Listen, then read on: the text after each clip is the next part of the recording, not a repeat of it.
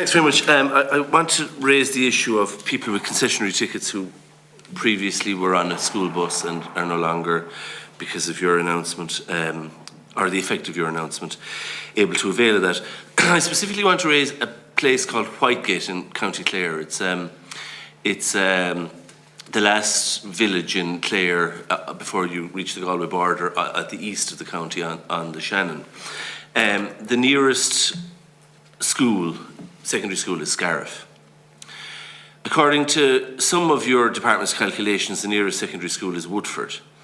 Now, people from Whitegate typically don't go to Woodford. Is in the very southeast of County Galway. People don't go to Woodford from Whitegate in great numbers because, well, first of all, Scariff is in County Clare, and Scariff, like Whitegate, are hurling areas, and hurling is quite important. But also, I suppose, it's just, it is in County Clare. So the vast majority of children from Whitegate National School go on to Scariff Secondary School. If you put it into Google Maps, you'll see that Scariff is the nearest, the fastest place to get to. You can get to Woodford by a back road. Now, through Derrygoolan, it's called. Minister, I'd highly recommend you go to Derrygoolan if you're interested in woodcock shooting or snipe shooting. But other than that, there's nothing there. It's essentially a forest track that will take you to Woodford. You need a four-wheel drive. You certainly wouldn't be driving a school bus there. I've raised this issue with you before in the context of Broadford students and being told that the nearest school was across the gap, as it's called, which you certainly wouldn't drive in any type of a vehicle at certain times of the year. You agreed to look into it, and you did, in fairness to you.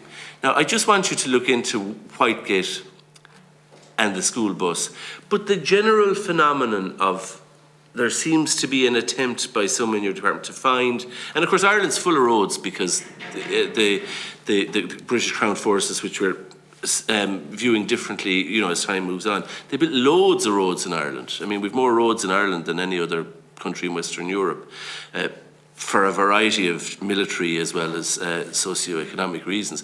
But a lot of those roads aren't kept. You know, you couldn't possibly keep all the roads, the boreens across Slieve-Aughty. Many of them have become forest tracks. And the idea that school buses will be taken, though, as morning and evening, or children are penalised because the British forces built a road because they wanted to subdue a certain group of people at a particular time, it's an absolute nonsense. I mean, you know, there are roads that Google would recommend people to use and that are used, and there are roads that, yes, they're there. Yes, you could bring your cattle along them. Yes, you can go up there if you want to go shooting snipe or woodcock. But, you know, nobody is driving them on a regular basis. They're certainly not fit for school buses.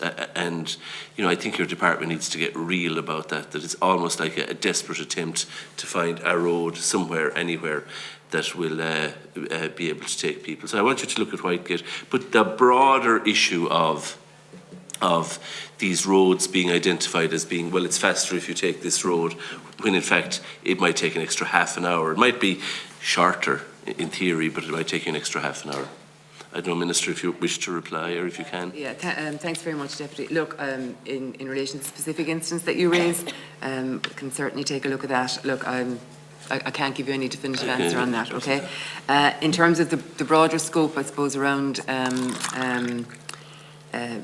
routes and roads and, you know, the criteria is clear, you know, your nearest, your next nearest. But certainly, look, all of that does feature very much so as part of the entire review. So I take the point that you're making in terms of back roads as opposed to main roads and all that. So look, everything can feed into this review, and we'll see where we're going forward. And look, many of the issues that you raised have been raised by your colleague here previously, Deputy Crowe and Deputy Dooley, and look, or Senator Dooley. And I'm conscious, Deputy, of the significant difference, I suppose, and challenge that there is for rural transport, and nobody knows that better than yourself as well.